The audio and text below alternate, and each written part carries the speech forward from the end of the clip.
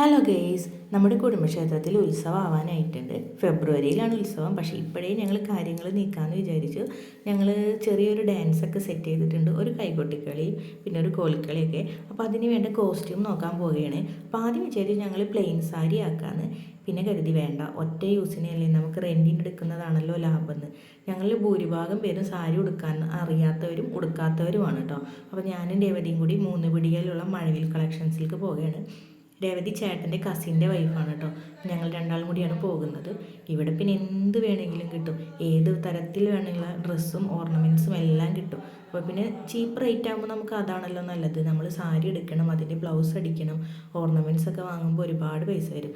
ഇതാകുമ്പോൾ നിസ്സാര വിലയ്ക്ക് നമുക്ക് വേണ്ടതെല്ലാം കിട്ടും.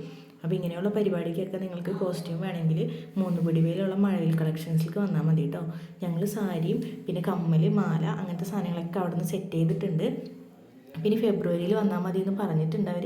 ഇത്ര നേരത്തെ എന്തിനാണ് വന്നതെന്ന് ചോദിച്ച് ഞങ്ങളവർ കളിയാക്കിയാണ്. പക്ഷേ ഫെബ്രുവരിയിലൊക്കെ ഒരുപാട് ഉത്സവങ്ങളുള്ള കാരണം നമുക്ക് കിട്ടിയില്ലെങ്കിലോ. ലാസ്റ്റ് ഞാൻ അതിൻ്റെ ഫോട്ടോസ് ആഡ് ചെയ്യുന്നുണ്ട് കേട്ടോ.